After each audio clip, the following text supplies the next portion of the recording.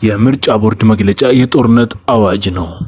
ህወሓት በሰባተኛው ሀገራዊ ምርጫ ዋዜማ የኢፌዴሪ የፌዴሬሽን ምክር ቤትና የኢትዮጵያ ብሔራዊ ምርጫ ቦርድ ራያ አላማጣን ጨምሮ 5 የምርጫ ክልሎች ከትግራይ ክልል አስተዳደራዊ መዋቅር ውጭ ሆነው ምርጫ እንዲካሄድባቸው ያሳለፉት ውሳኔ በክልሉ በሚንቀሳቀሱ የፖለቲካ ድርጅቶች ዘንድ በጽኑ ተወግዟል።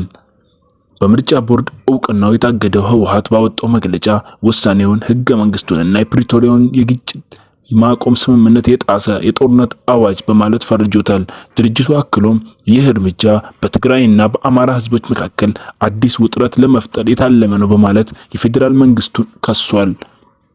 የትግራይ ህዝቡም ሆነ መሪ ፓርቲው በህልውናቸውና በህገ መንግስታዊ ሉዓላዊነታቸው ላይ አይደራደሩም ያለው ህወሓት መንግስት የሰላም አማራጮችን እየዘጋ መሆኑን በመጥቀስ ጥብቅ ማሳሰቢያም ሰጥቷል። ከህወሓት በተጨማሪ በክልል የሚንቀሳቀሱ 4 ተቃዋሚ ፓርቲዎች ሳልሳይ ወያነ፣ አረነት ትግራይ፣ ባይቶና እና የትግራይ ነጻነት ፓርቲ ትናፓ ውሳኔውን እንደሚቃወሙ በየፊናቸው ባወጡት መግለጫቸው አስታውቀዋል።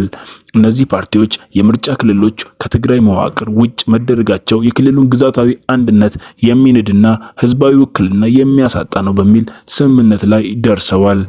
በተቃራኒው የአማራ ብሔራዊ ንቅናቄ አብን በጉዳዩ ላይ ያለውን አቋም የገለጸ ሲሆን በ5ቱ የምርጫ ክልሎች የፌዴራል ተወካዮች ምርጫ ብቻ ሳይሆን የክልል ምክር ቤት ምርጫም ጭምር መካሄድ እንዳለበት አሳስበዋል።